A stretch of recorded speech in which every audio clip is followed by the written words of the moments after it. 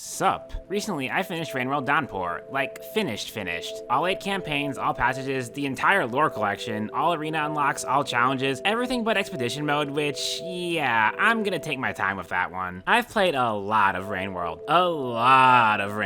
And because I've played a whole lot of Rain World, I need some way to process the emotional trauma it inevitably left on me, so let's organize some chaos into a neat and tidy list because that's just a thing I do now. Oh, and before I go any further, spoilers for all of Rain World and Rain World Downpour. There's not really any way around that here. Like, I cannot stress this enough. If you haven't completed Downpour, do not watch this video. It will ruin the experience for you. If you stick around past this point, I'm going to assume you've completed Rain World and Downpour. Alright, let's get on with it then. So, what exactly are we ranking? Well, according to the game, there are 21 regions in Rain World. According to me, there are 23. But that'd be a short ranking. If I'm gonna do this ranking, I'm gonna be as thorough as possible. We're ranking every region and sub-region here. All 61 of them. Except, well, the exterior is just 3 sub-regions with no main region to speak of. So we get a nice and tidy 60 regions. Right, you. 61 regions to rank then. I could probably bump it up to 64 by including stuff like Rivulet's Memory Crypts and Underhang, or Saint Frigid Coast, or even just every region for Saint, since they all have different names, but none of those are functionally different enough to count in my book. Also, for anyone who doesn't know me or my channel, which is pretty likely considering the target audience for this video, hi, I'm Crow. She, her, please. I make lists of things. Subjective lists. This ranking is entirely my opinion. You will disagree with some of the placements in this ranking. Oh boy, will you ever disagree. Rain World is a game that everyone experiences differently, and I love that about it. Feel free to leave your own rankings in the comments or make your own video just to dunk on mine. That'd be funny. Anyways, enough stalling. Let's get to it. Starting with the very bottom, number 61. The worst place to be in all of Rain World. Fittingly, it is the bottom of Moon's Can, anyways.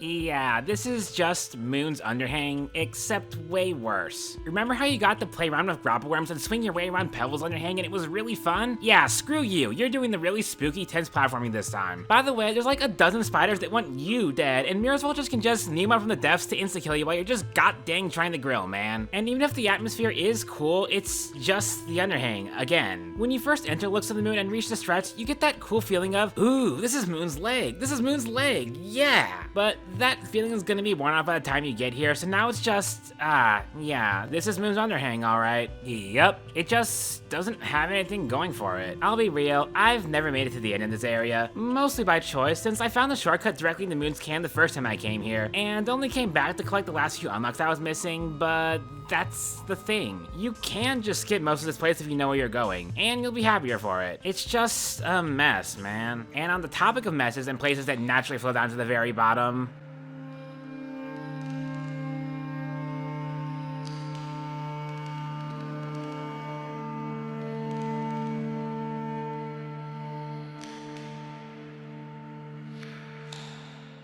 the gutter is, okay, so, swimming in Rain World. It seems really awkward and painful at first. I'm just trying to get through this god-dang tunnel and I'm boosting to go faster, but I just keep drowning. All these leeches are grabbing me. What do? I could go on a whole rant about how poorly swimming is taught in the game, but once you start getting the hang of it, it's really fun. There's an actual physical feeling of swimming when you're wiggling back and forth to paddle faster. It feels so good. And then in comes the gutter to ruin everything. Yeah, I get it. The water's so polluted and sludgy that it's hard to swim through, but it just feels bad, man. It's an entire subregion where movement just doesn't feel good. Yeah, I guess you can go to the right and deal with Centipede Hell. The big pipe room over a bottomless pit is an excellent set piece. The dank and grimy vibe of the whole place is really cool, but none of that matters when the zone is intentionally designed to make one of Rain World's best elements feel bad. I'd say those are the only 2 regions I outright dislike though, so up next, pure neutrality.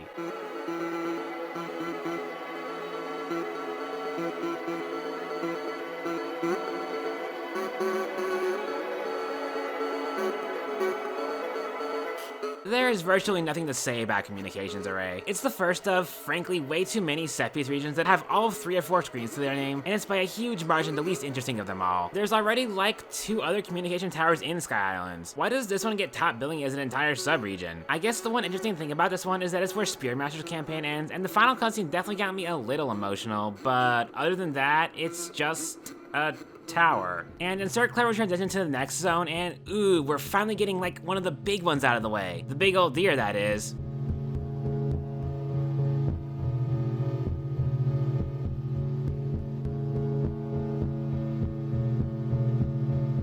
When I sat down and started this ranking, the first thing I did was rank all the major regions worst to best. And that's where I had to ask myself, what is the worst region? The one with the least redeeming qualities. And if I had to point to a region with just absolutely nothing going for it, yeah, Farmeraise is, at its best, kinda boring, and at its worst, oh my god, you stupid animal, would you please just get your fat butt off the ground and carry me past the weed, you Deep breaths, calm down. I just don't know where the fun is here. Either you get flat, empty rooms with minimal creatures and non-existent platforming, or you get to wait on reindeer to walk on over to you, sit down, and hope they get back up again so you can continue to wait while they carry you over the worm grass. Riveting gameplay, am I right? It's also home to the worst pearl in the game, which doesn't do it any favors. Even with the alternate exit they added in Downpour, it's still a nightmare to get, man. Farmeraise does look cool, and as long as the deer do their job, it's not actively unpleasant, but it's just kinda bland, and all the other lesser regions at least have something going for them. Like, I'm not fond of this next region, but it's better than nothing.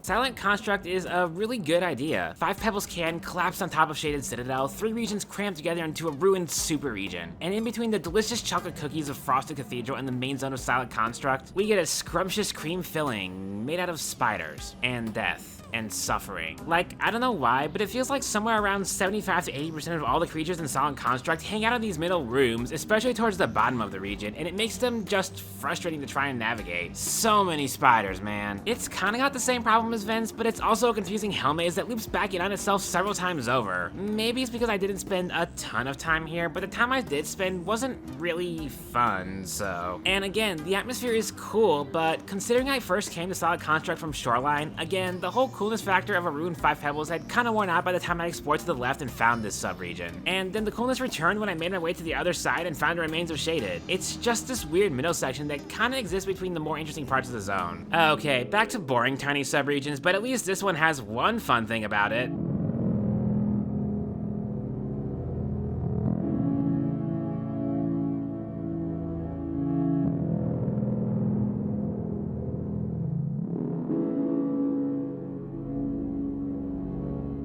You can crash into those big red things and ruin Pebble's day. Yeehaw! Seriously though, what else is there to say about Memory Conflux? It's a maze of functionally identical rooms with no real threat or challenge to speak of. It basically exists to funnel all of the many routes through 5 Pebbles into the general systems bus, which, while also pretty much devoid of gameplay, has, you know, atmosphere, significance, random gods, and Memory Conflux is just a place that I'm completely indifferent to. On the other hand, for a region I both love and hate,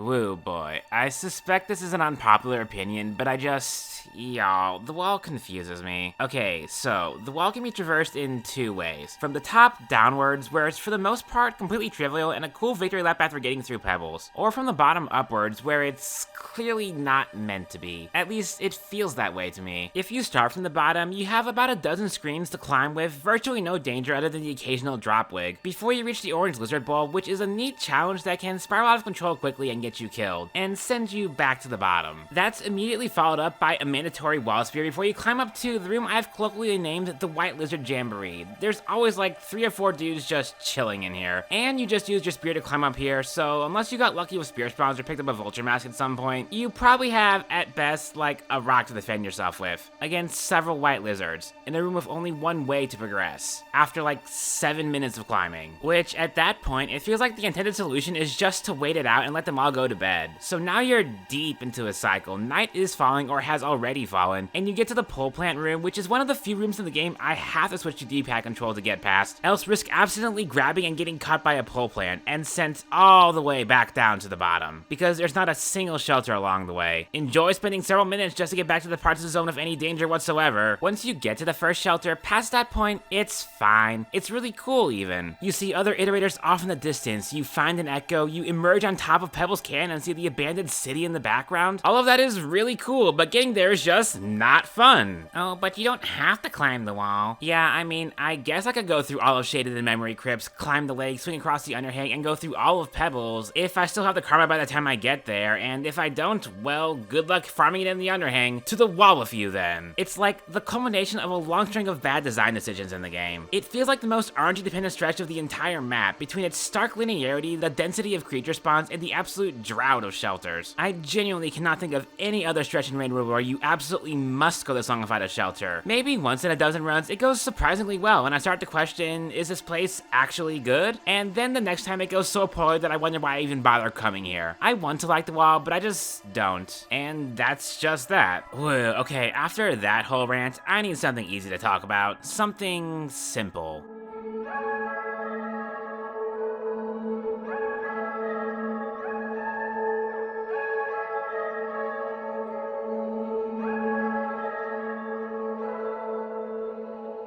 Yeah, that'll do. I'll have plenty more to say about Bitter Area further up this list, and Auxiliary Transmission Array is cool, but much like Communications Array before it, it barely exists. It's a short vertical climb, a small platforming segment, and an empty lizard bulb on the way to the Miros Vulture unlock. You do get a bonus echo here too as Saint, I guess, but it's completely optional. It's got better atmosphere than Communications Array, and sometimes vultures will show up here to try and harass you, but again, it's like 3 rooms. It's cool and I like it, but there's not much to it. Another region that also kind of surprisingly doesn't have much to it is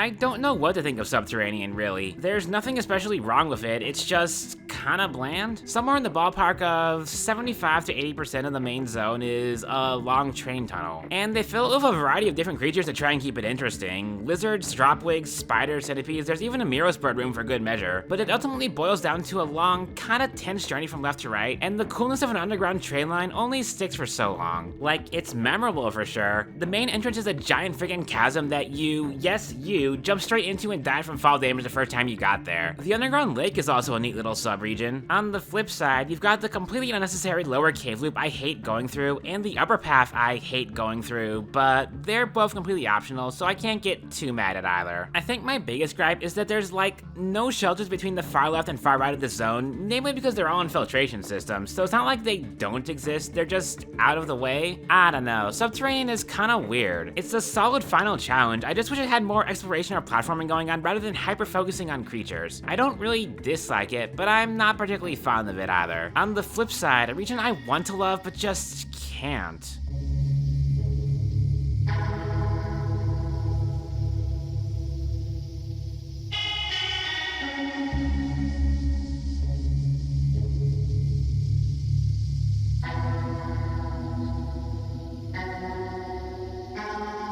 Conceptually, the past version of Garbage Waste that Spearmaster and Artificer visit is really cool. Getting to see the structures and communications arrays that used to exist before 5 Pebbles dumping his route on the region for hundreds of years destroyed it all and reduced it to a swampy wasteland. In practice, it's not very fun to traverse. I think the most confusing part is redirecting some existing pipe connections to completely new places, a move that seems designed solely to mess with anyone familiar with the original layout. Like, most egregiously, going east from the lower scavenger toll takes you to a new loop of land instead of through to the eastern shore? Okay. And that wasn't helped by the map straight up not working in this zone until a recent patch. But on top of that, the ways it's redesigned make it unquestionably one of the most difficult zones for both Slugcats who get to visit it. For Artificer, it's mostly just because of the excess of scavengers, which, okay, fair. For Spearmaster, well, the addition of insta-death acid pits means the platforming requirements in the zone have gone up significantly, yet Spearmaster doesn't really have any perks to counteract that like Artificer does. And food for Spearmaster is weirdly sparse if you're trying to avoid avoid starting a civil war with the scavs. And a minor gripe, but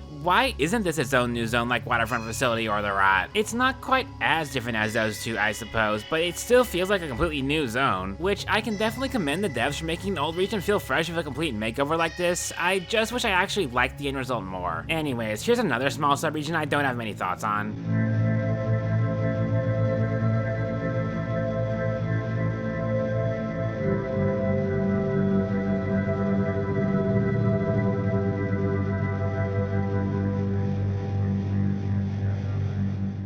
It's just Pebble's memory conflicts again, except with actual platforming instead of zero gravity flailing. Well, okay, that's not quite fair. It's got a distinct vibe, with the imminent failure of Moon's machinery causing the entire region to be a fair bit darker, but otherwise it's basically just the same clustered maze of rooms, just with a slightly different layout. It's cool, but it's not really noteworthy in any way. Unlike this next region, which is very memorable.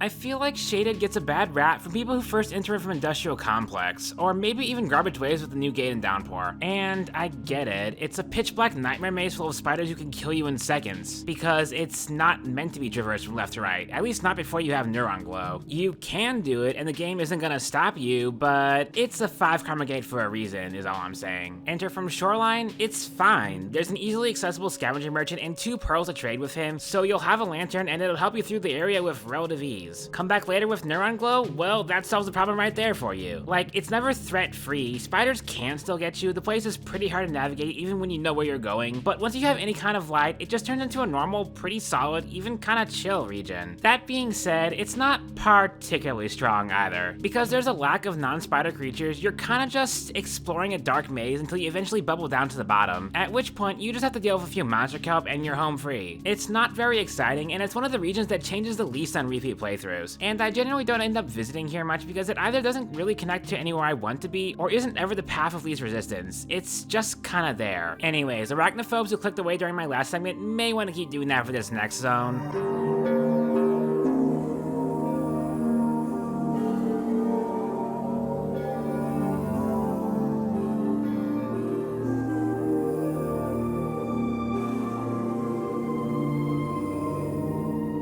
Oh hey, it's Moon's Leg. Neat. I actually don't really know what to add about this one that I didn't already say about Vents. It's basically got the same flaws as that region. Ridiculous spawns, tricky platforming that lacks the grapple worms that made Pebble's version of the zone fun, a carbon copy of the atmosphere of a region you're already intimately familiar with. I just like this one more. It's not as frustrating, the platforming is a lot more forgiving, it's got that whoa factor to it of, oh my god, it's Moon's Leg, but beyond that, yep, it kinda just is what it is, you know? Oh, and speaking of Pebble's exterior,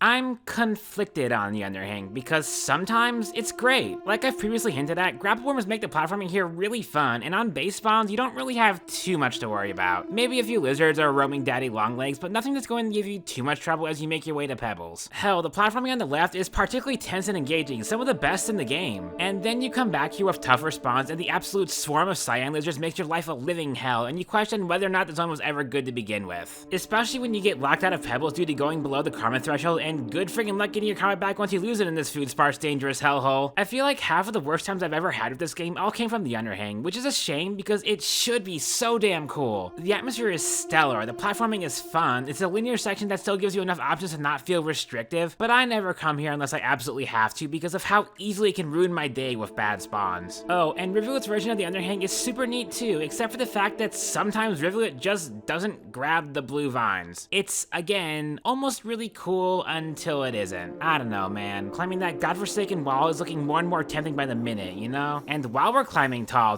things,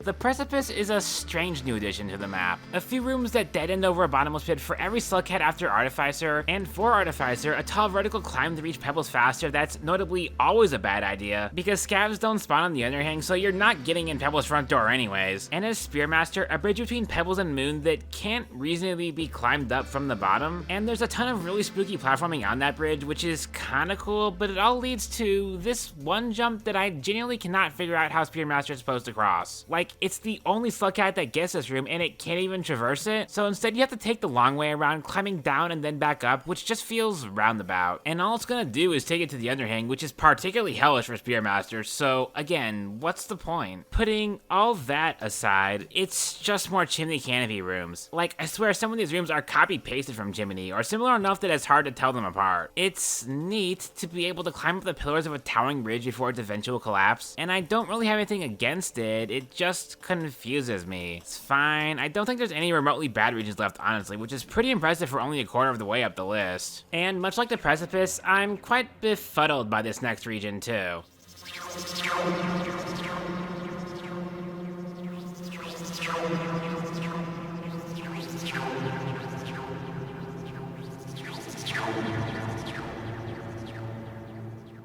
I'm gonna level with y'all. This ranking is mostly by default because I don't think I've ever gone through recursive transform array start to finish because, like, there's no reason to. It's a giant loop of rooms that starts and ends roughly where taking a completely danger-free shorter path through the center of Pebbles would take you anyways. It's the long way around despite being far more deadly. The only time you're ever here is if it's your first visit to Pebbles and you got lost, and chances are you're gonna die a few times because you're not used to the zero-G mechanic yet, give up, look for, and find another path, and never look back. It is, for my money, the most vestigial region in all of Rain World. That doesn't mean it's bad. The high-stakes zero-G platforming here is better than it is anywhere else in the game, with no daddy longlegs to harass you or force you into hiding. The dim blue lighting contrasted with the constant electrical hum creates some outstanding atmosphere. It's a cool sub-region, but you're just never going to see most of it. Hell, even the tiniest region Pebbles is ever associated with still feels far more significant than it.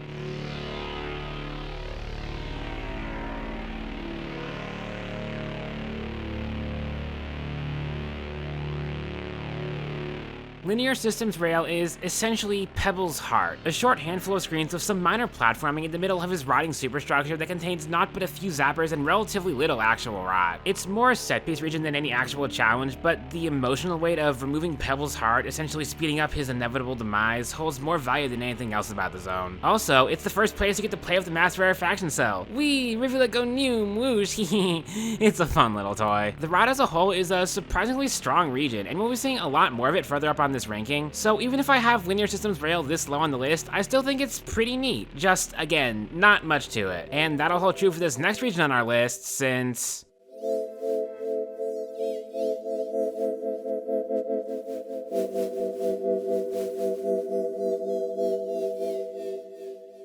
Looks to the Moon is one of the coziest places in all of Rain World. No spawns most of the time, just a short swim, a bit of platforming, and you get to go home to Mom and show her all the nice shiny things you found out in the wild. Moon is nice. I like Moon. I spent more time in this tiny subregion than I have any others. Hell, I probably spent more time here than I have in some regions proper, but at the same time, again, there's not really much to it. And for another place that I'm putting this time, more for its atmosphere than anything else,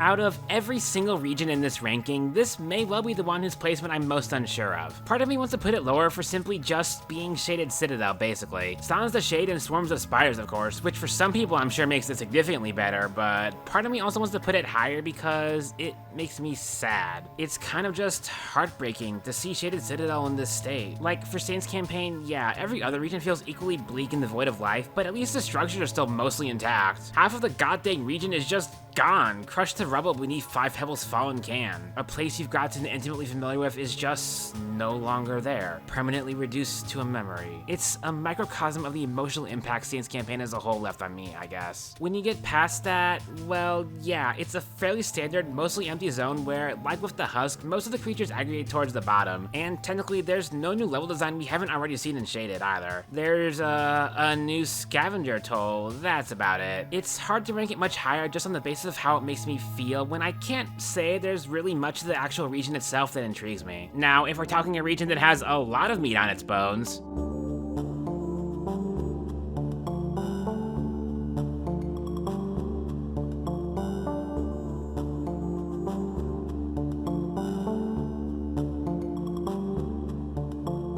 Pipeyard is a strange place. It's new to Downpour, yet it's accessible to all Slugcats as a mid-game region that just so happens to connect 3 of the 4 corners of the map to its center. And it does something I wish more regions in the game did too, poses physical barriers into each region it's connected to by way of a smaller but similar challenge. Some tricky platforming to get out to the platforming-heavy Sky Islands, a long swimming section to get to shoreline, not included in this placement mind you, as it's its own sub-region, and a maze of tunnels full of molages on the way to filtration systems. And yet, in practice, I kinda see why this design philosophy wasn't employed more across the game, because at least the Pipeyard kind of lacking its own identity. Like, what does it have? Its upper regions are basically just more industrial complex, albeit slightly more claustrophobic, and the middle of its lower regions remind me more of parts of industrial, lower shaded, and drainage system. The uniting factor is pipes, tighter spaces, which I guess is something, but it feels tenuous at best. The end result is a very large but kind of boring region that, compared to the visual flair and personality of literally every other new region in Downpour, leaves it feeling a bit underwhelming. I dig the new connections it creates, but I rarely find myself actually using them simply due to how large and uninteresting the region is. And that's a shame. It feels like wasted potential more than anything. Pipeyard isn't uneventful at the very least, something I can't say about this next region.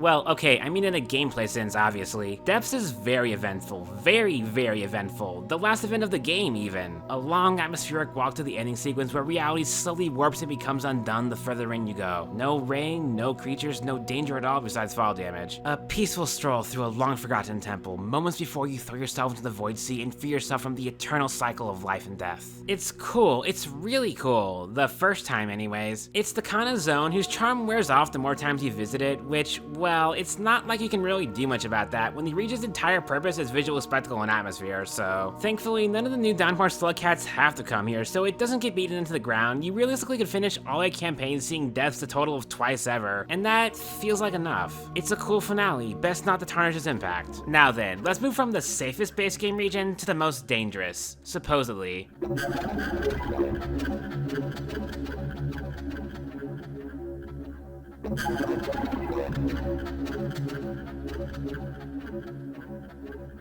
Unfortunate development. Its reputation precedes it. The ultimate challenge, the hardest region in the game, Blue Spaghetti Hell. And I've put it in the most unsatisfying position I possibly could, just a bit below the middle of the list. It feels like a scummy centrist stance to take on this highly controversial region, one that I think is perfectly fine, even a little neat. What unfortunate development tests more than anything else is patience. You're gonna be doing a lot of waiting, for the anti-gravity to flip back on, for Daddy Longlegs to move out of the way, and sometimes you're just going to get screwed anyways. Sometimes the roaming DLLs will park their fat butts in a spot and make it nigh impossible to progress, and you don't really have room to maneuver around them in the tight vertical corridors, but you do have all the time in the world. It's not gonna be that bad. I will admit, when I first went through the zone, it turned out a lot easier than I was really expecting, and this was on Monk, mind you, which is to my understanding the most difficult iteration of it. It just seemed like a neat little test of patience and mild platforming competence. It's even got a cozy little shelter halfway through. It seems scary, but it's for the most part fine. This one part, however, is not fine. Why is there a block right after the screen transition and a proto Longlegs stuck right next to it eager to snatch you up the moment you hit that block? That's unfair and mean, Video Cult. But other than that, yeah, unfortunate development is fine. Not sure it's a route I'd ever take again. It's shorter, yes, but with all the waiting, it doesn't really feel faster to me. It's a neat little curiosity you'll probably check out once or twice and then move on from forever. Yet, no matter how unfortunate the development gets, it never quite seems to touch the opposite corner of Pebble's structure.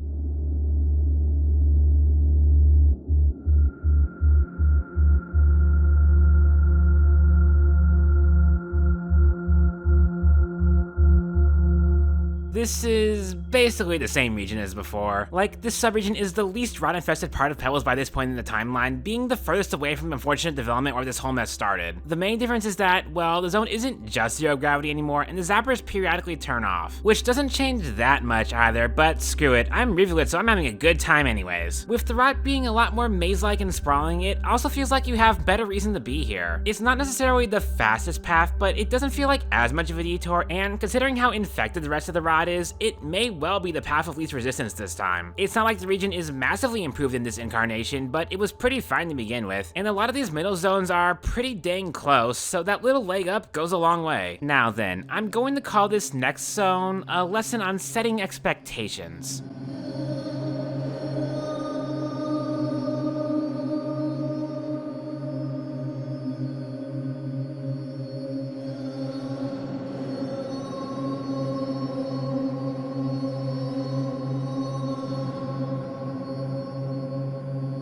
When I first played through Rubicon, and in the first draft I wrote of this segment, I felt pretty negative towards it, and for one sole reason. The place is too damn long, and I still think that, because it's just true. Rubicon feels like it was meant to be a victory lap for saying a playground to play with your newfound ascension powers, which a zone balanced around being incredibly overpowered, pretty cool in theory. Then it just keeps going, and going, and going, and going, and going. It feels drawn out, because the gameplay loop never really changes.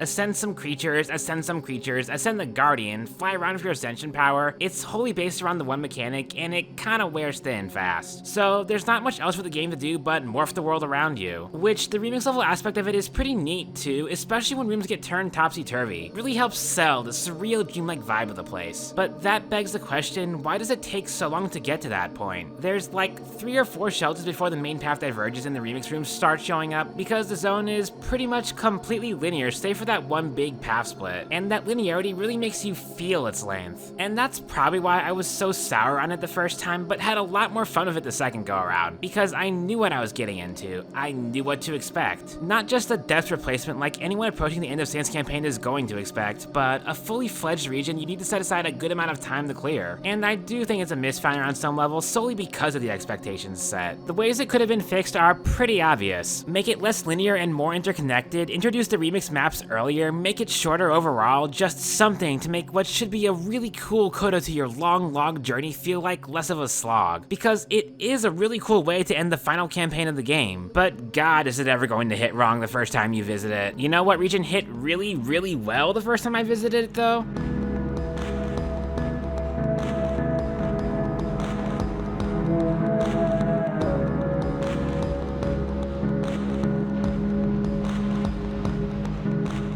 It caught me completely off guard seeing this region for the first time, especially of how significantly different its vibe is compared to Shoreline. Much, much darker, more industrial, and yet you can see pieces of the Shoreline you know and hate love scattered throughout. Maybe it hits harder the better you know Shoreline, and by god did I know Shoreline after delivering damn near every lore pearl to Moon, but having this be my first alternate area proper, yeah, it got me good. Beyond that, I'm not sure what else there is to say about it. It's another path zone that only Artificer and Spearmaster get to visit, and in the former's case, thanks to a crippling water allergy, it becomes nigh impossible to get anywhere by swimming, so the zone turns into a platforming and creature-heavy experience that has an annoying lack of scavengers to allow escape back out into garbage waste should you be heading that way, but that's a nitpick. And for Spearmaster, well, it's not actually that different, but different enough that you at least notice it. There's less swimming and subsequently a bit more platforming creatures to deal with in the upper regions, though the lower regions are pretty much identical. It's not a zone I necessarily love, but it definitely left a strong first impression on me, and I have to respect it for that. Still not quite as good as the original, though.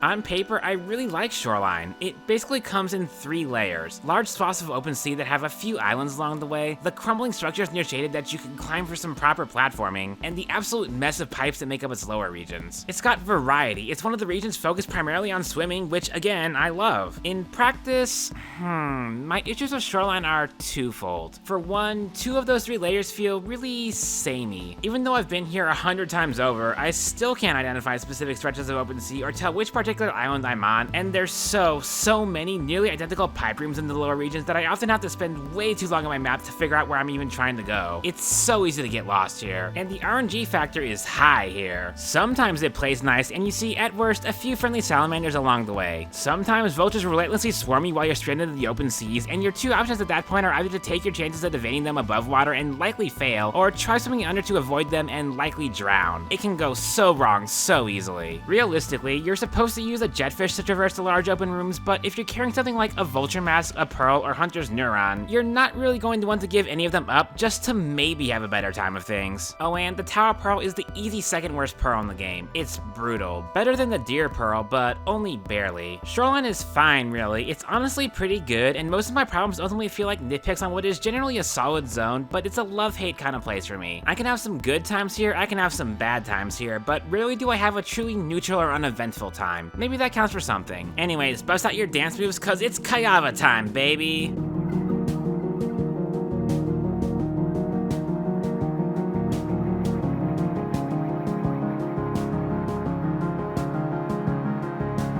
Just kidding, I don't actually know where Kayava plays in-game, and it's not even close to my favorite song on the soundtrack either. I don't know where I'm going with this. Anyways, Sky Islands, Skylands. Before Downpour, this place would have probably ranked a lot lower, because I hate the squids. They are my mortal enemy. Uncooperative bastards who will try to get you killed when you're just vibing and will kill themselves just to prevent you from making a jump for no reason whatsoever. No wonder they're my favorite bait to tame lizards with. But anyways, no, with Downpour, there's no way to traverse Sky Islands without even touching the squids. Kinda. Requires a bit of map knowledge, but it's reasonable enough at the very least. The mushrooms help a lot too. And they fixed the awful camera in that one room too, so it's generally just a lot better and more open now. Which is great because I kinda always wanted to like this place. It's so pleasant. The bright orange palettes made even prettier whenever a rainbow shows up. The abundance of high stakes platforming that never feels unfair. Pretty reasonable spawns, an entire room full of the cutest goddamn lizards. One of the most sensible and navigable map layouts. It's just a cool place to be in nowadays. But I totally recognize that for like 6 years, it wasn't. I mean, I hated it the first time I played the game too, you know? But nah, it's a neat region. And from one platforming heavy zone to another.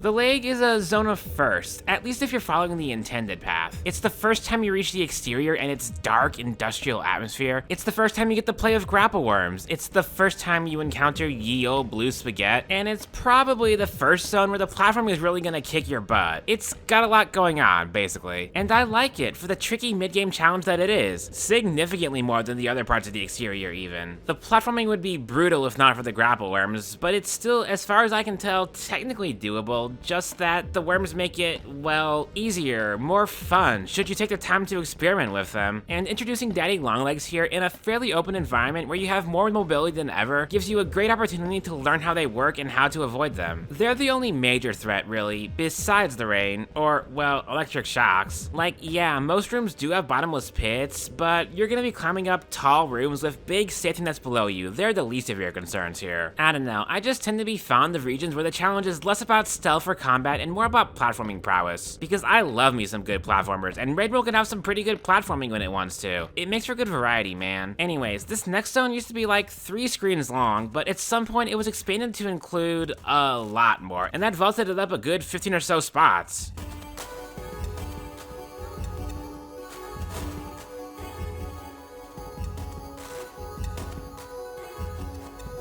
The heart is all about swimming in tight spaces, tight spaces, and long stretches of swimming through them. So long that no other slugcat besides Rivulet even stands a chance here. Even with Rivulet's extended breath and the help of a jetfish or the rarefaction cell, these are some long pipes to swim through, and if you can't find any air pockets, you're gonna be in trouble. I like that. It's a cool test of fast-paced swimming and a tense build-up to the end of Rivulet's campaign. All those capillaries funnel into the heart proper, claustrophobic pipes opening up to a large hallway leading to a big open room with a tiny little chamber in the center. And the atmosphere is great. The heart of an iterator, whoa! And the story significance is undeniable. You're fulfilling Five Pebbles' last act of charity, installing his last mass rarefaction cell into Moon in the iterator version of a heart transplant. It's emotionally intense, on top of being a great last challenge for Rivulet. It's really cool. And let's noom right on over to another unique but kinda one-note region, sure.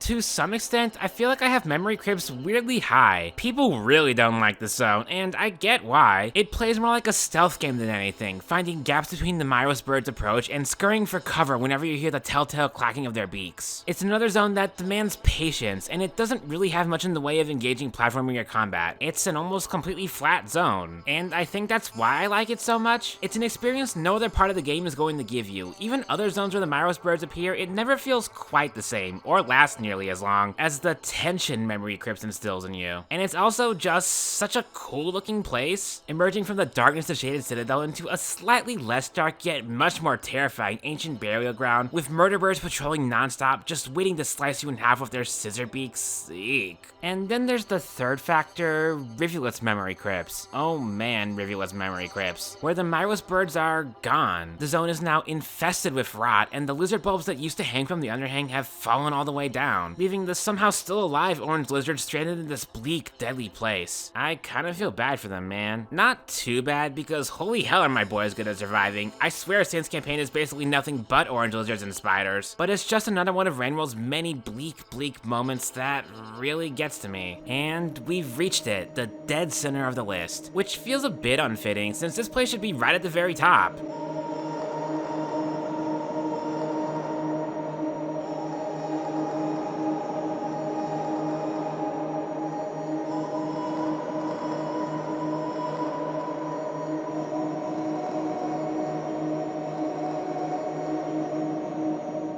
You're fighting your way through hordes of scavs in Metropolis. You claw your way upwards because up and right always tends to be the right way to go, but the up doesn't stop. It just keeps going and going, a long, grueling climb, emerging on the top of a radio tower, scaling its antenna, and finding an echo at the very top. A new echo, one you've never met before. One that either warns Artificer of its inevitable fate, or pities it if that fate has already come to pass. This is it, the single highest point in all of Rainworld. So far above the clouds that even they feel small and insignificant now. It's just breathtaking. And it's not free like so many other set pieces are either. You have to earn this one, man. You've made the long climb up the Pebble superstructure, scaled the wall, and now have ascended far beyond where any slughead has tread before. It's like finally reaching the summit in Celeste. Maybe not as hard fought, but it feels just as good. It's a rewarding experience. A long journey coming to its end. Oh, and the rest of Metropolis is pretty dope too.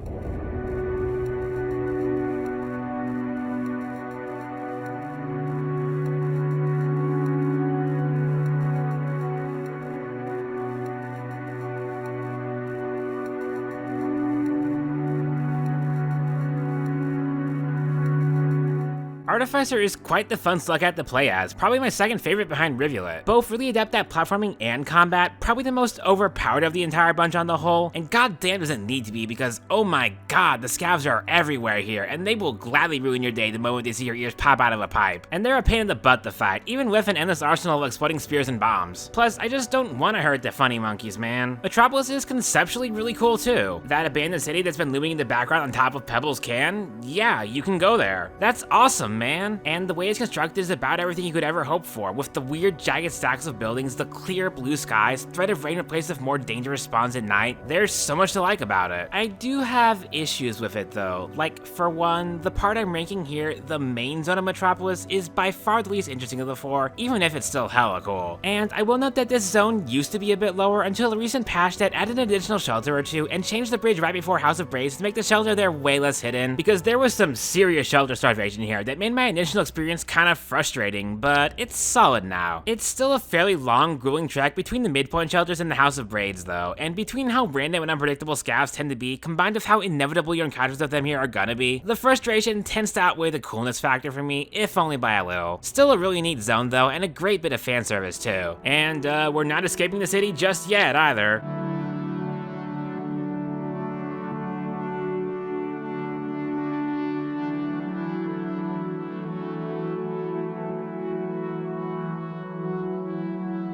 To some extent, I'm not quite sure where the floor ends and Upper Metropolis begins, so it's only natural that they rank right next to each other, but the main tell seems to be that the floor is the darker, moodier underside of the city that just has a lot more atmosphere, and much more memorable set pieces. The underground train tunnel overrun by Marrowspurs, the partially collapsed tower, the big, long, ominous room right before the House of Braids. It's spooky. I also feel like spawns are a bit calmer down here compared to Upper Metropolis. At least, I didn't struggle as much here, which might be why I'm a bit fonder of it, but the two zones are pretty well intertwined in my mind, unlike the other two Metropolis subregions that both stand out a lot more. Though, I mean, I didn't put the last subregion that much higher.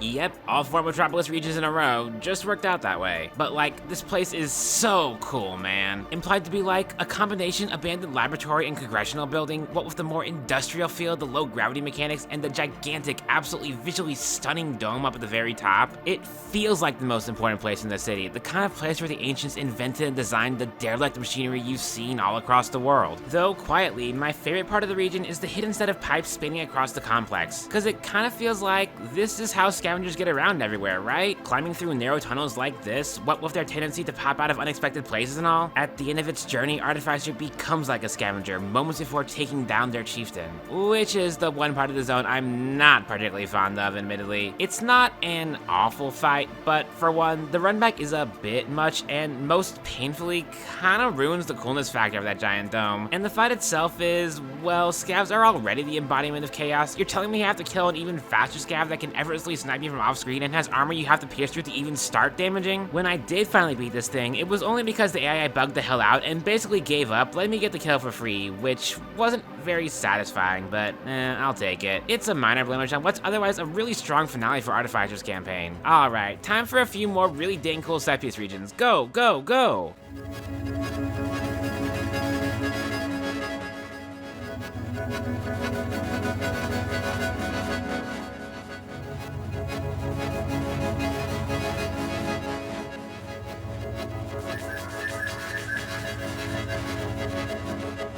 As far as set piece zones go, Luna actually has some meat on its bones. It's got Moon's Wall attached to it, but let's be real, the city panorama and the mural room are the most memorable parts of the place, which if you played Rivulet's campaign first, you saw at the very end as part of Looks to the Moon subregion, which, okay, but this section is much more associated with Luna to me than any other region, so let me have this. And that's not to say the wall segment isn't cool, it's kind of just, you know, Moon's Wall. It's exactly what it sounds like. And you've already seen Moon's leg and Moon's underhang, and at least some significant chunk of Moon's innards by the time you get to here. So again, the freshness factor isn't quite there, but I mean, look at that palette, man. It's so pretty. Yeah, this one gets points more for novelty factor than anything, but I don't care. It's so cool, man. And where exactly does Luna connect to? Well...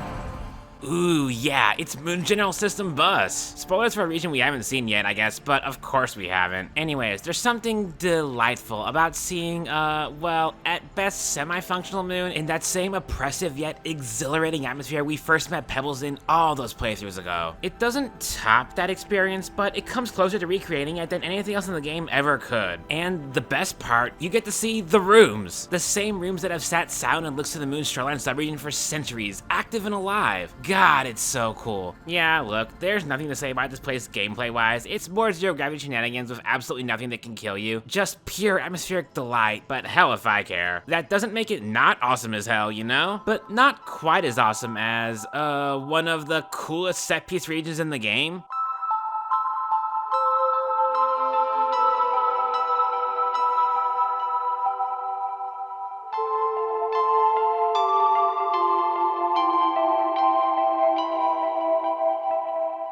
The Mad Lads, they actually did it. They showed us how Survivor and Monk got stuck in this hellhole, and they made it every bit as terrifying as it needed to be. Falling down a seemingly endless pit, being pumped through a flooded pipe at frankly uncomfortable speeds, and popping out half drowned in a dark, dimly lit mechanical hell with no way back and only one way forwards. Yeah, it's basically a playable cutscene, but it's the playable cutscene. And yeah, it's only a few completely danger-free rooms, and if you played Spearmaster before fighting this little sub-region, it neuters its impact ever so slightly, but coming across this as Gourmand in my first visit to Outer Expanse just threw me for a loop in the best way possible. It's so cool, man. This game's so goddamn cool. Cold, ice cold, and silent?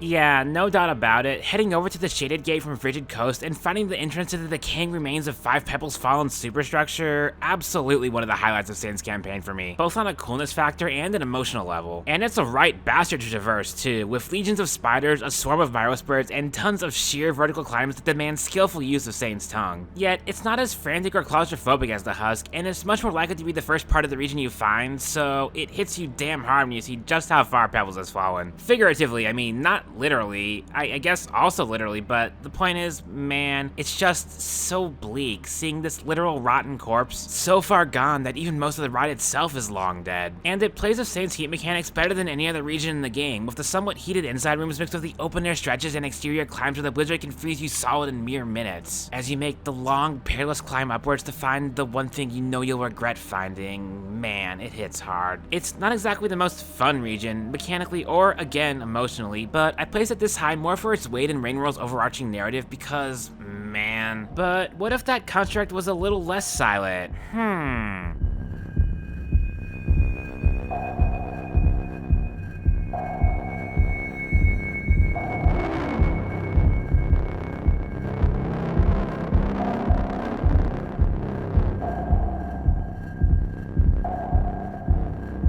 Oh god, it's full of cancer. Abort! Abort! Well, okay, there's not actually that much rot in the main sections of Five Pebbles. A few rooms of roaming daddy longlegs, and that's about it. And it's likely not the first time you've had to deal with them either, but it's the first time you've had to deal with them in Zero G, which, oh, Zero G. It's not my favorite mechanic in the game to be sure, but it's fine, y'all. It's not overused, it's moderately controllable when you take some time to learn how to move about. It's a gameplay twist that, at the very least, gives Five Pebbles its own unique feel. And I like how the game introduces Zero G movement. You have a safe zone to play around with it before any real threats emerge, and then when they do, you're given plenty of hidey holes and rubbish to distract and avoid the roaming daddy longlegs, cause you're not gonna outmaneuver them proper here, and that's fine. Frankly, there's not much more to say about the gameplay aspect of this zone, because most of the dangerous stuff is confined to recursive transform arrays or unfortunate development, and I've already talked about both of them. Anyways, the real highlight of Five Pebbles is just how different it is, how alive it is. Whereas all of their technology in the world is silent and non-functional, this massive supercomputer is still up and running just fine. It's sterile and inorganic, it's dimly lit and yet much more colorful than anywhere else in the world. It's just so alien and surreal to see. And the relative lack of danger throughout the majority of the zone gives you plenty of time to really soak in the ambience. I get that the Zero G mechanic may be a deal breaker for some, but I feel it's often significantly less punishing than, say, slightly missing a jump and falling into the abyss, or mistiming a spear throw and getting chomped for your foolishness. Most of the time, the worst thing that happens is you're just stuck floating around for a bit, in a place with no time limit and minimal threat. It's at worst a bit annoying. It's chill. Five Pebbles is a chill zone, and I like it. And I'm not done wiggling my way through Pebbles tunnels just yet.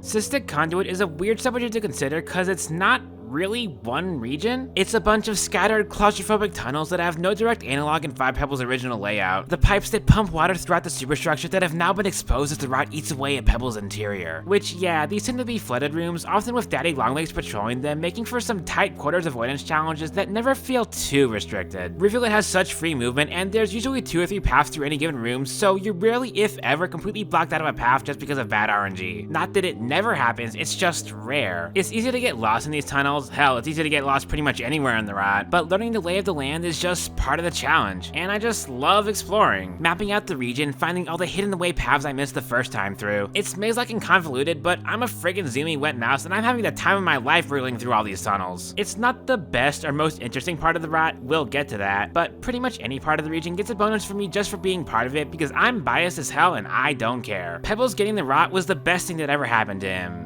That sounds kinda mean, doesn't it? Anyways, by executive decision, these next two are basically tied, mostly because I'm not really sure where one ends and the next one begins.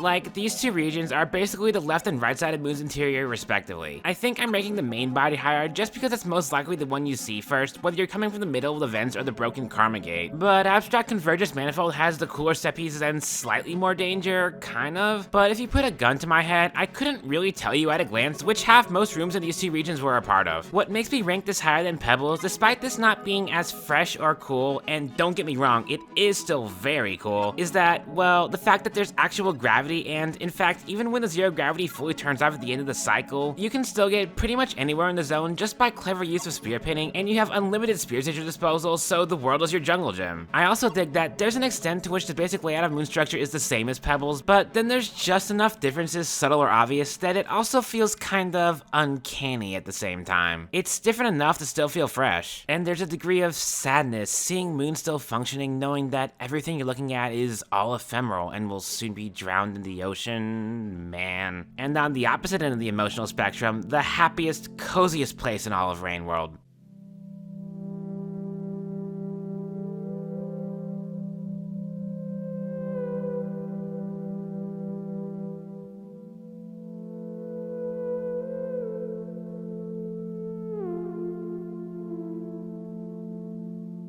There's basically only two things of note to talk about with Journey's End. One, the big tall tree where the Safari Unlock is located. For my money, the single most beautiful room in the entire game. The bright glowing orb in the background, the tip of the tree breaching through the cloud layer, letting you see Pebble's superstructure looming in the background. It finally hits you. You've escaped. You've left the threat of rain and the constant struggle to survive behind you. And of course, the Journey's End proper. Gourmand emerging into a beautiful stretch of swamplands, pacing further left until you see another Slugcat. For the first time since Survivor and Monk fell into the long tunnels at outskirts all those cycles ago. Not just one Slugcat, well over a dozen, all hopping around and moving just like you do. You finally made it. You're home. And it's just the gosh darn cutest thing in the entire game. Probably my favorite ending scene of the bunch. I just love it so much. And from Journey's End, you may well still be able to see the smokestacks towering off in the distance.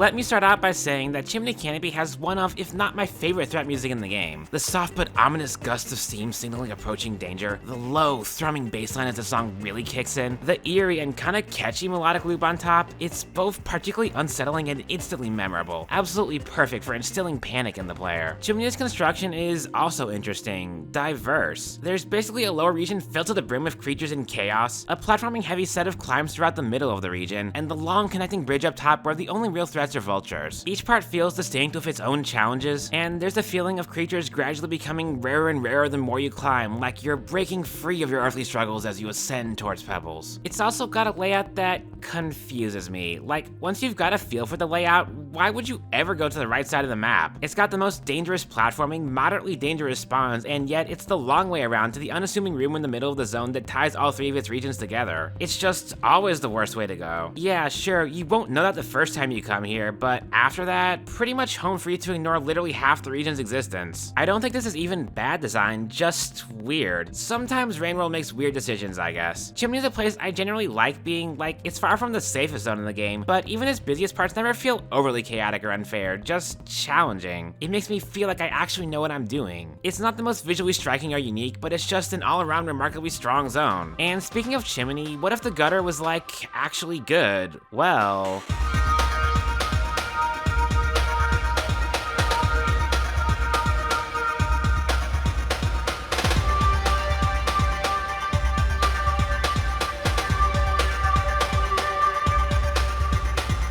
Well hey, Crow's love for swimming comes back in full force. Yeah, there's not much to Sump Tunnel other than a long sequence of swimming sequences through narrow, twisting, dimly lit pipes. And when I say long, I mean long. I swear, this subregion is larger than the entirety of Shoreline's pipe maze combined, but, and here's the clincher, you're not gonna get lost here. It's just a flat left-to-right path, one with, yes, several options on most screens, but all roads lead to the same place. And it really is an excellent test of your swimming prowess. No leeches to worry about, only a handful of creatures, though that one particularly mean Aquapede can be a bit of a pest, but for the most part, just you and your lungs versus a bunch of flooded pipes. You can find a jetfish to help speed through the zone with little trouble, but you have enough wiggle room to swim through every underwater tunnel yourself without the challenge ever feeling overly strict as long as you're comfortable with the swimming mechanics. I don't know, it's just a fun challenge. By far my favorite path through Pipe Yard, and a path I especially like taking as Spearmaster to avoid the hell that is past garbage wastes. Yes, even with an utter lack of shelters in this campaign. One of the best swimming challenges in the game, and one of the gloomiest regions to go alongside it. It's neat. Oh, and shout out to that one flooded Karma Gate. And, well folks, the time has finally come. We're putting the last few set piece regions to rest alongside the mechanical god who resides in them.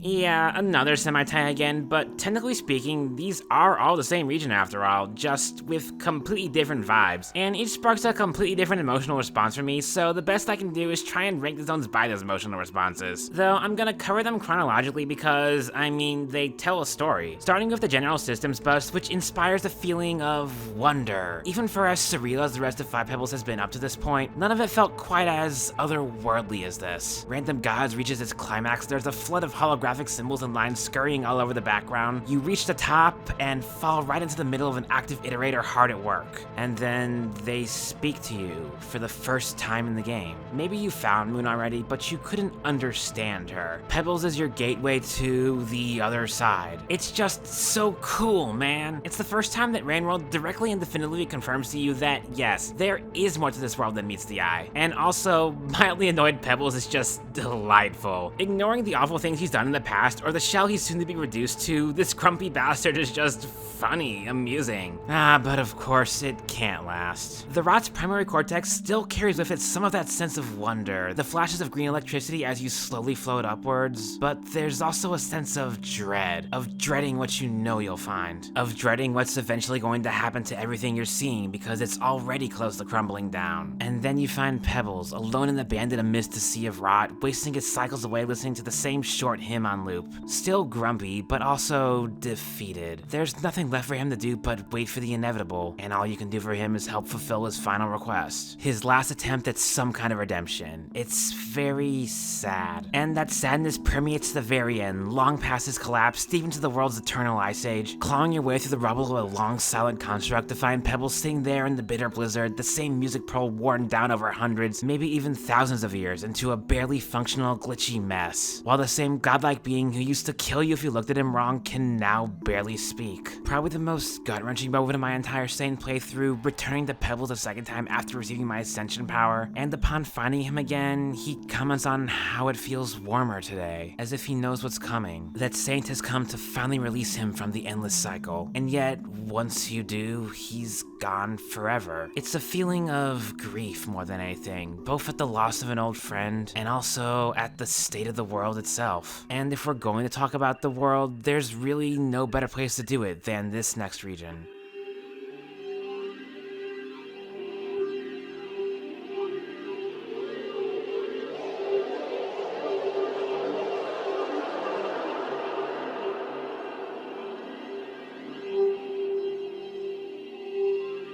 When you first start Rain World, it's the story of a lonely slug cat and its quest to get back to its family. The further you get into the game, the more it becomes the story of the ancients and the iterators. But I feel like more than either of those, well, I wanted to make this video for a very specific reason. I want to talk about, well, the world, because Rain World is first and foremost the story of its world, of how it used to be long before even the first slug cat arrived in Five Pebbles facility, how it changes over the cycles and campaigns, and also what it's going to become long after every superstructure lays silent and every slug cat has breathed their last. The entirety of the Downpour expansion is structured this way too. The first two slug cats have self-contained, more personal stories, the second pair spend a ton of time running errands for iterators, and the final campaign is more about watching the end of Rain World, as the world becomes something unrecognizable, something new. And that's where Undergrowth stands out as a particular highlight of Saint's campaign to me, because in a world full of death, a world full of frozen and crumbling ruins, the Undergrowth is brimming with life. All the creatures otherwise missing from the world are still alive and well here. Plant life has completely overgrown and taken over the formerly industrial, functional pipes of drainage system. It's quite possibly the coziest region in all of Rain World. No less dangerous for it, but beautiful in a way that the rest of the world, especially frozen over, isn't. Like, functionally speaking, it's just drainage system again, but without the swimming puzzles and a few reworked rooms in the bottom left corner of the zone. Hell, it's got a much worse, much more constricted layout, and the swarms of creatures can make it way more painful to traverse than drainage ever was. And yet, like hell if I really care, none of that really matters. I really don't think I can sum it up better than the region's echo does. Do you see the same as me? Beauty continuing to bloom, even in a place long forgotten. I did not have the will to depart, nor the desire. Why did they always search for an escape, as if we were imprisoned? What offering from the void could usurp the gift of life already given? This moment, right here, it is where we are meant to be. This is where the new cycle starts. The old world will perish, and a new one will spring forth from the Undergrowth. Anyways, number 12 on the list is Outskirts.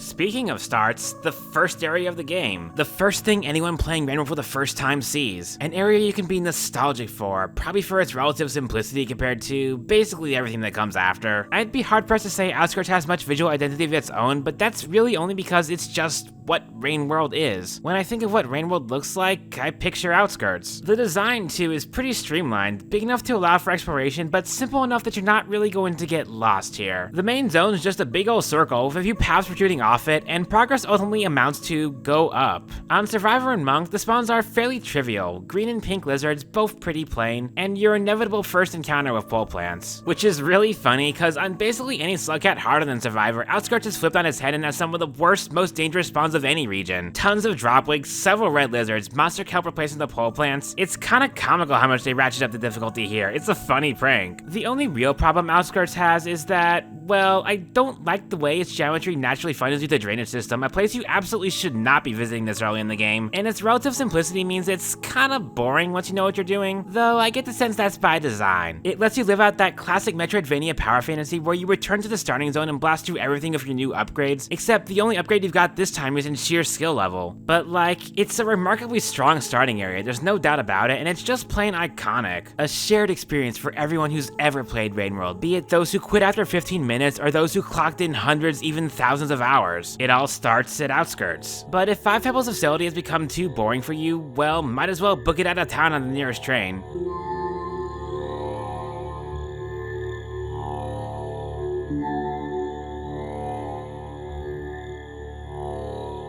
Sunken Pier is basically a tale of two paths. On one hand, you have the upper path, the suspended train tracks littered with abandoned cars that require some really scary platforming to get past that makes you feel like a death-defying acrobat. On the other hand, there's the gloomy lower path, a swampy wetland that's like a nighttime version of garbage waste, complete with leeches and a scavenger toll. On an atmospheric level, god I love how this place looks. Gloomy blues punctuated only occasionally by the large bright spotlights scattered throughout the zone and the reds of scavenger lanterns lighting up the floor. It does a fantastic job of building up suspense. From the moment you step through the gate, the question arises, what will you find? Is the world outside Pebble's facility even worse off? And if you take the upper path, the darkness gradually gives way to the lighter path of the rest of Outer Expanse the further down the tracks you go. It really makes Suck and Pier feel like the transition from the cold and mechanical lands you've been stranded in to the warm, lush, and vibrant wildlife of the rest of Outer Expanse. It lets you know you're home. I don't know, it's just super cool, even for how brief it usually ends up being. A lovely little liminal space. Unfortunately, we've got yet a few darker spots to claw our way through before we reach the light at the end of the tunnel, starting with,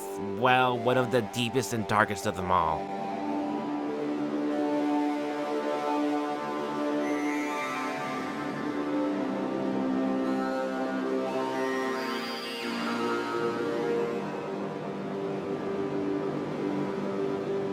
Ooh yeah, now that's what I'm talking about. Even more unfortunate development, baby. Like, this place is just absolutely gnarly. It's almost surreal that something this organic looking grew out of the cold metal of a supercomputer. Like, have you seen the Mother Longlegs room? Jesus Christ, get me the hell out of here immediately. Devs also gets a lot of points for doing a lot of the same things unfortunate development does, namely nasty daddy Longlegs avoidance puzzles, vine platforming, a long vertical climb, without any of its biggest missteps. The luck factor is all but removed. It's almost purely a test of your own platforming skill, and the awful blind jumps, nowhere to be seen. It just plain feels good now. It's everything unfortunate development wanted to be, and the atmosphere of the place hits even harder because of how intimately familiar you are with what it used to look like. Memory Conflicts looks absolutely terrible, man. Hell yeah. Honestly, this may be the absolute best fusion of atmosphere and gameplay in the entire game. The only reason I'm not putting it higher is that you have no real reason to go here, and even less reason to return once you're done, but it's just so damn cool, man. I may just have a bias towards dark, complicated mazes though, so might as well knock out the OG next.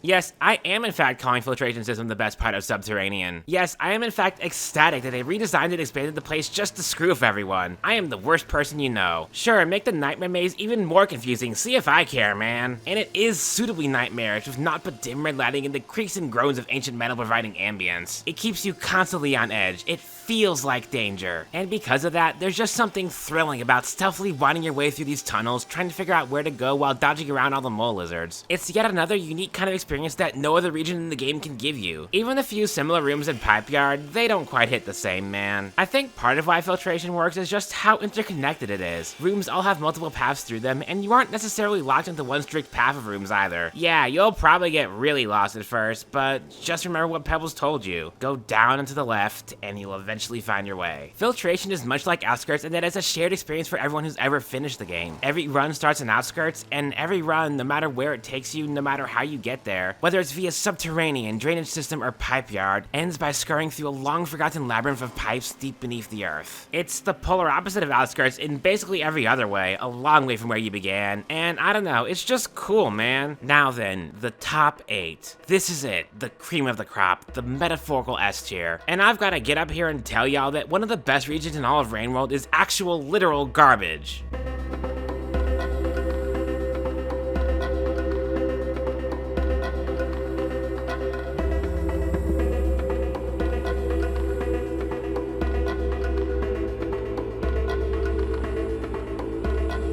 Garbage Waste is like a weirdly delightful breed of chaos. There's so much going on here. Leeches infesting the waters, vultures swooping down in the long open rooms, swarms of lizards populating the underground tunnels, garbage worms stealing your spears every other screen, brother Longlegs skulking around the lower rooms of the zone. Oh, and of course, the grand masters of chaos themselves, the scavengers. I like scavengers, even despite the whole artificer thing, and all the times they've killed me while aiming for overseers, or while aiming for me, or for not having enough on me to pass tolls, or, okay, they kinda suck. But I like the funny monkeys. They're so skrunkly, how could you not love them? But I mean, Garbage Waste is also just a cool zone. It really does feel grimy and gross. Even the pipes are smeared in a layer of filth with the yellow-orange coloration. Slugcat probably has all of the diseases after just a single trip through this place. It's likely the first zone you'll visit that's distinctly different from the dull brown and gray factories of Outskirts and Industrial Complex too. And it's also got like the perfect level of challenge, and a variety of, well, challenges by way of its creature variety. It never feels feels like things go so wrong here that you have no way of saving yourself. Food is plentiful, but not as free as the dangling fruits or batfly swarms of earlier areas, and often leaves you exposed. The layout is somewhat maze-like, but never so labyrinthine that you lose track of where you are. It's all just remarkably solid and fun, and gross. You know what's even more gross though? Me putting the sewer level this damn high, that's what.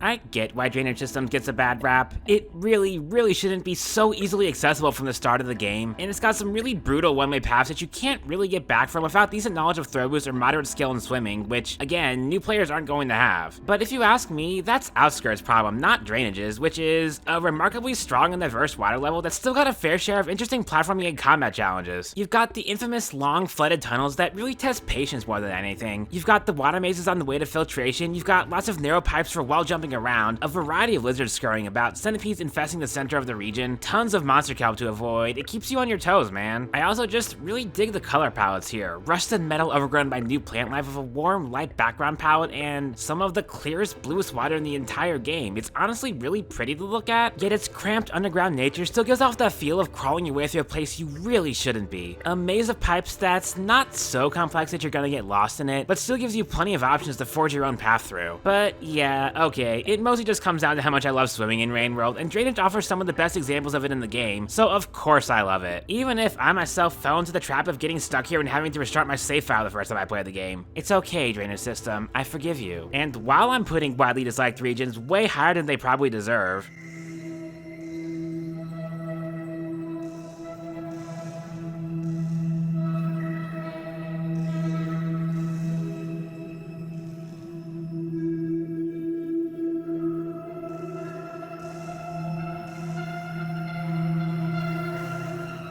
between talking about the depths and the cystic conduits, I'm kinda stumped as to what I can add about the rod itself. I think it's up this high because, well, the first part of any new region you visit is always gonna leave the biggest impression, and the rooms not considered part of any sub-region are basically the same as the main path through Pebbles, which is to say the most iconic and memorable parts of the zone to me, and seeing them so overgrown with rot like this, that hits, man. I guess, I really like just how massive and maze-like the rod is as a whole. There's so many paths to explore, even more than the already gigantic region it replaced had to offer, but it's so much more interconnected than ever, and seeing the paths you're used to sealed off and replaced with new ones is really good at throwing you for a loop. Plus, I dig the way you often have to snatch neuron flash from the grasp of proto-longlegs to feed yourself. It's a new twist on a familiar element, one that ups the danger level while not really requiring that much more effort, which honestly kinda just encapsulates the region as a whole. It's really not that much harder than 5 Pebbles. Hell, with the addition of proper gravity and rivulet agility, it may actually be easier. It's just interestingly different. Everything else I could praise about the region I've already said before. The bleak, organic meets mechanical atmosphere, the rock-solid platforming and avoidance challenges, the occasional swimming puzzle, the potential for exploration, and the eventual climb to the top where you finally reunite with Pebbles. It's all just really great stuff. Easily one of my favorite new regions added in Downpour. Every second is terrifying, and I cannot wait to get the hell out of it, in a good way. On the flip side, an area where every second spent is a delight, and I never want to leave.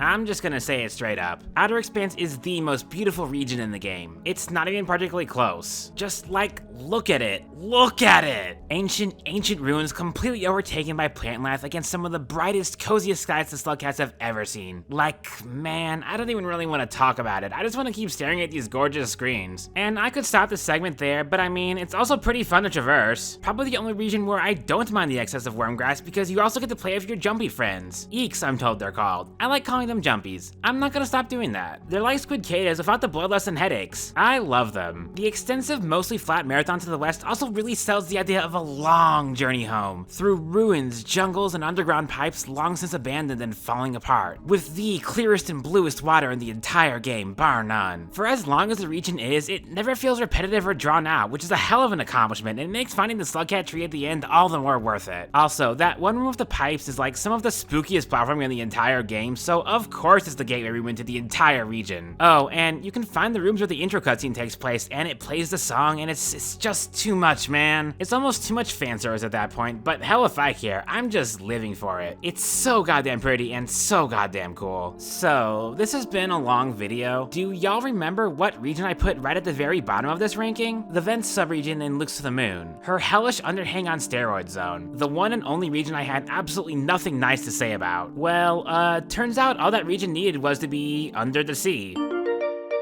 No, stop. I'm not dealing with copyright on this video. Anyways, yeah, submerged superstructures vents.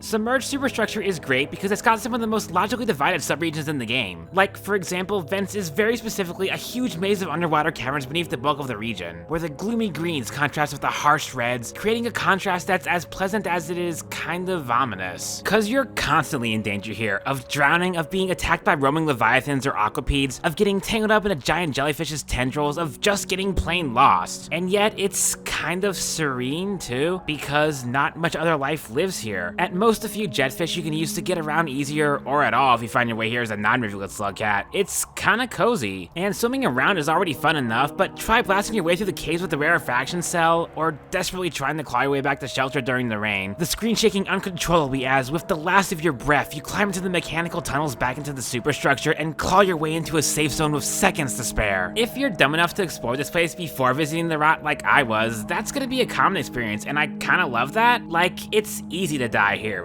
Very easy to die here. I died so many times my first visit here, but it was never frustrating. It felt like a challenge I could overcome by learning the lay of the land, by improving my swimming just ever so slightly, and all the while I'm overcoming that challenge, I get to look at some of the most visually pleasant rooms in the entire game. The best swimming level in the game, bar none. Okay, so picture this. You're Rivulet, you've taken Pebble's last rarefaction cell from the depths of the rot, dragged it all the way over to Moon, and installed it in her heart at the center of a flooded labyrinth of caves and pipes. You're sent up a strong current and come out somewhere you've never seen before. A dark, dimly lit passage similar to the western intake way back in Outer Expanse. And you crawl your way through it, step out on the other side, and see...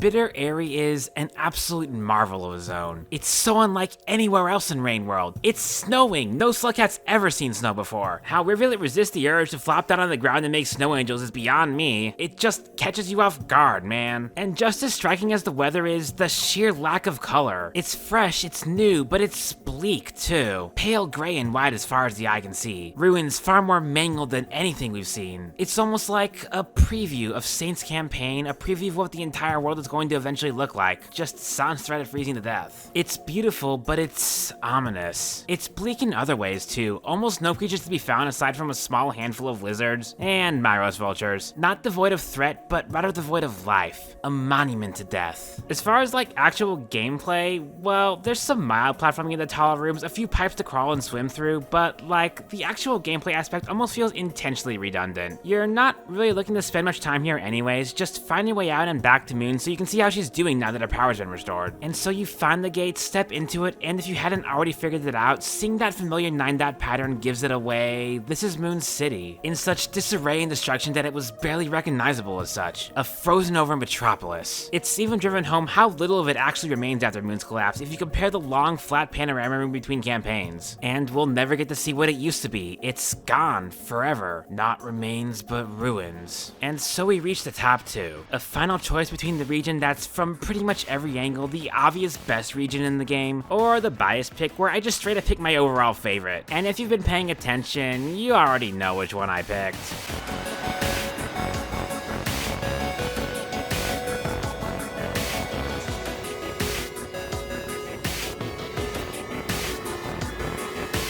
It's it's not that complex. Anyways, number 1 is, okay, no, I kid, but like, do I need to explain this pick? Industrial Complex is not only just plain fantastic, it's like the Rain World experience. This is what Rain World is. It's practically home base for every slug cat, always moderately difficult by each campaign's standards, big and interconnected enough to allow for exploration without ever letting you get too lost. Diverse in its construction, it's just got it all, man. And it's just straight up the center of everything. Outskirts, garbage waste, shaded citadel, chimney canopy, pipe yard, so many ways in and out of industrial, and every connection is useful. You're never more than 2 karma gates away from any base game zone, unless you really want to visit Pebbles for some reason. It's also just got so much variety in its room construction, without ever feeling incohesive or lacking an identity the way Pipe Yard does. Tall vertical rooms, the likes of which are completely absent from outskirts, long open expanses that give you the perfect opportunity to have your first vulture encounter, cramped underground tunnels populated with centipedes, that nasty gap that forces you to backtrack a ton should you miss the leap. It's testing you, testing all the ways you're going to be exploring and surviving in the many cycles to come. Aesthetically, it's not anything to write home about because, again, it's the Rain World aesthetic. An abandoned, decrepit factory with ever so slightly gloomier vibes and palettes than Outskirts had. This is just what Rain World looks like. Again, Saint names it the Icy Monument in its campaign because, well, it really is a monument to all things Rain World, is it not? It just excels in all categories and ends up being a ton of fun for it. It's only held off the number 1 spot because I'm a biased bastard. And you know what? Before we get to number 1, a bonus ranking. Let's rank all the regions as a whole too, because I can. Don't worry, this'll be quick. Number 23, Farm Arrays, because duh. Number 22, the exterior. I can't stand the wall, and the leg isn't good enough to make up for it. Number 21, Past Garbage Waste. Look what you did. You took a really cool zone and made it frustrating. It's kinda neat at first, but that neatness wears off fast. Number 20, Shaded Citadel. Spooky, but relatively harmless. Number 19, Subterranean. Filtration system can only do so much to salvage the mediocre main region. Number 18, Pipe Yard. Just kinda boring, you know? Number 17, Silent Construct. A gross spider patty between 2 delicious loaves of feels. Number 16, Looks to the Moon. No real middle ground here. Everything's either pretty good or absolutely miserable. Number 15, Rubicon. So close to being great, but just too goddamn big. Number 14, Waterfront Facility. Shoreline in her goth phase, which, speaking of, number 13, Shoreline. Usually pretty good, but catch her on a bad day and she'll put you in the hospital. Number 12, Sky Islands. I am formally declaring war on the entire Squid Queda population. Number 11, Five Pebbles.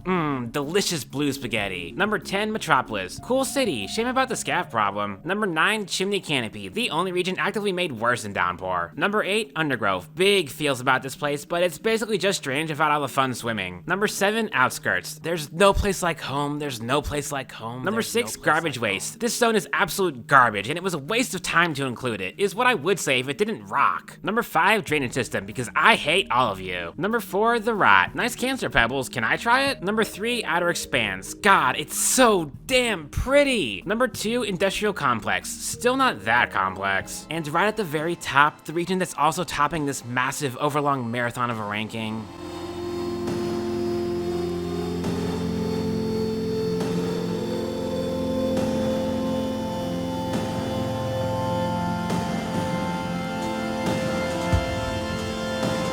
It's personal for this one, too. I was just minding my business, doing a pro run as Monk back to Moon, when I noticed, wait, this room, it can't just be a dead end, right? That long underwater tunnel has to go somewhere, right? And so I poke around a bit more, grab a jetfish, find the secret tunnel leading to an underwater maze, and oh god, what is that thing? And then I died and did it again. Except this time, I found that it just kept going all the way to a gate. There's a new region here, and as such, Submerged Superstructure ended up being the first new region I discovered. Well, if we don't count Pipe Yard, which I'm not going to, the first new region that mattered. The first new region where I felt like I was treading new ground, wandering into a place I probably shouldn't be. And I don't think I've ever had a better experience with Rain World than exploring the zone for the first time as Monk, with not but a few scattered bubbleweed, the occasional jetfish, and my own tenacity keeping me company for the next few hours. Fumbling my way through the vents and arriving at the meat of the superstructure, seeing rooms that felt oddly familiar to Five Pebbles, having it slowly dawn on me that I'm winding my way through what remains of Moon. It's one of those experiences you can only have once, and eventually finding my way to the eastern end of the structure, coming out the other side through an almost exact replica of the same room welcoming me to Looks to the Moon's little shoreline haven, and finding more shoreline. A small island with a tattered old cloak stuck to a pipe.